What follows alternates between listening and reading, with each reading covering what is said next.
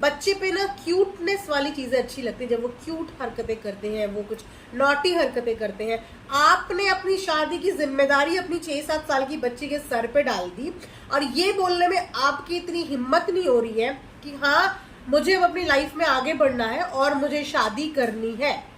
Hello friends, welcome back to another video. This is Jyoti and welcome करती हूँ आप सभी का अपने चैनल में।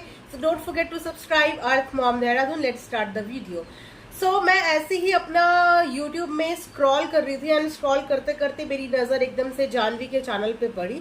अगर आप सबको नहीं पता तो मैं आपको बता देती हूँ, जानवी है कोमल ठकराल की बेटी, जो कि उनके एक्स हस्बैंड से है और जानवी के नाम से ही उनका एक चैनल भी है। तो जब मैं उस चैनल को, उस वीडियो को देखने लगी, क्योंकि वो रिसेंटली वीडियो है कल की, तो वीडियो देख के मुझे इतना अचंभित हुआ कि अभी मैंने एक दिन पहले ही यानी कि कल ही एक रिएक्शन वीडियो बनाई थी, थोड़ा सा उसके एक्स हस्बैंड के सपोर्ट में। लेकिन बोलते हैं ना कि गलतियां इंसान से ही होती है और कभी कभी कुछ ज़्यादा ही हो जाती है। तो मुझे समझने में थोड़ी सी मिस्टेक हो गई। वो क्या होता है ना, सामने से इंसान जैसा पोर्ट्रे करता है, हम लोग उस फीलिंग को सच समझ लेते हैं और असली में इंसान बाद में कुछ और ही निकलता है। तो ऐसा ही कल मेरे साथ भी मजाक हो गया। जहां मैं कोमल के एक्स हस्बैंड को सपोर्ट कर रही थी, तो वहां पे उसके एक्स हस्बैंड ने ही कल मटिया पलेद कर दी। मटिया पलेद इस तरीके से कि ठीक है, आपने बच्ची का व्लॉगिंग चैनल बनाया है, आप उसमें उसके साथ व्लॉग करते हो, उसकी बचपन की सारी मेमोरीज आप उसमें इकट्ठी कर रहे हो, तो इसमें कोई ऑब्जेक्शन नहीं, because there are many other vloggers also जो अपने बच्चों के साथ व्लॉगिंग चैनल को चलाते हैं, ठीक है। लेकिन अचंभे की बात ये हुई कि एक छोटी सी बच्ची जिसकी उम्र 6 से 7 साल है, उस बच्ची के मुंह से जब शादी जैसी चीज का मैंने जिक्र सुना ना, तो मैं एकदम हैरान हो गई।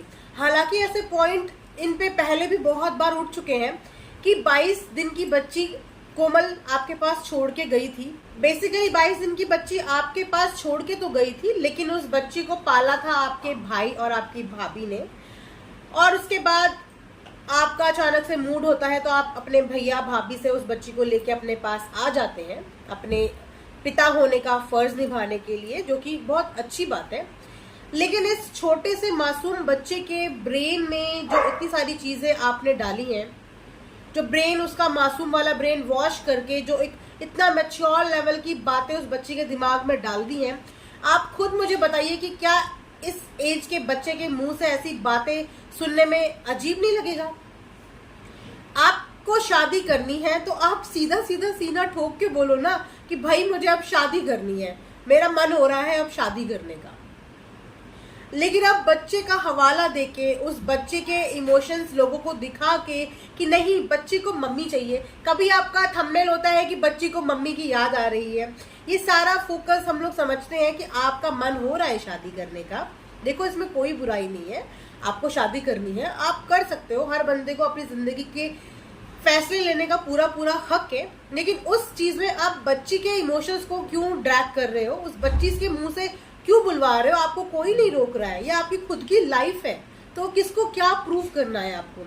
आप उस बच्ची से बुलवा रहे हो कि मैंने शादी करनी है, मुझे मम्मी चाहिए, आप शादी कर लो पापा, मैं आपके लिए लड़की ढूंढूंगी पापा। पापा सीधे सीधे क्यों नहीं बताते कि बेटा मम्मा तो मैंने ढूंढी हुई है, बस तू अपने ऊपर ले लेना कि ये मम्मा भी मेरी सिलेक्ट करी हुई है और मम्मा आ भी मेरी मर्जी से रही है।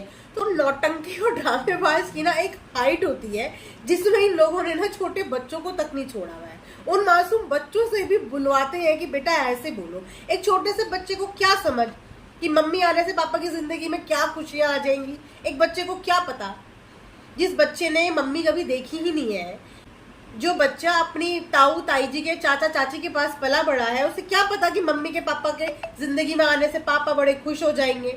मतलब इतनी सी उम्र में उस बच्चे को इतनी मैच्योरिटी वाली कंटेंट इन्होंने बना दिया है जो हम एक छोटे से बच्चे से एक्सपेक्ट नहीं करते। तो ऐसी हिपोक्रेट बिहेव देख के ना फिर मेरे से रहा नहीं गया। मैंने कहा कि जब बंदों को व्लॉगिंग चैनल में, यूट्यूब में दुनिया के आगे ये दिखाते हुए एक बार भी शर्म नहीं आ रही है, एक बार भी झिझक नहीं हो रही है, तो यहाँ पे आके इनके बारे में रिएक्शन देने से हम लोग क्यों पीछे हटे?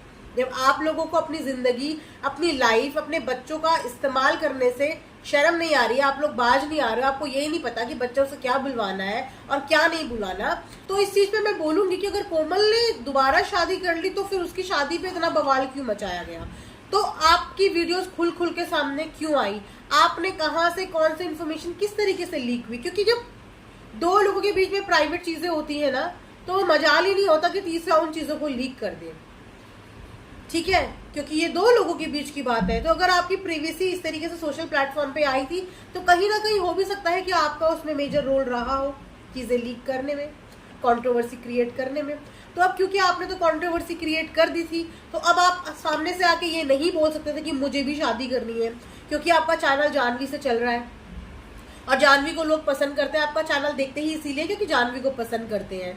तो अगर आपने दूसरी शादी कर ली तो कहीं ना कहीं लोगों के इमोशंस होंगे हर्ट और आपको बहुत खड़ी खोटी सुननी पड़ेगी। तो आपने सोचा क्यों ना जानवी से ही कन्विंस कराया जाए ऑडियंस को, जानवी ही ऑडियंस को कन्विंस करेगी, उसी के सर पे इस बात का बोझ डाल देते हैं कि बेटा आपका काम है ऑडियंस को कन्विंस करना, ताकि कल की डेट में मैं दूसरी मम्मी उठा के ले आऊं तो ऑडियंस मुझे कुछ ना बोल दे। तो डांट देनी पड़ेगी इन लोगों के दिमाग की, मतलब कहाँ से सोच लाते हो, ऐसी कहाँ से सोच लाते हो। तो जैसे ही मुझे ये चीजें पता चली, मैंने सोचा एक रिएक्शन तो बनता है।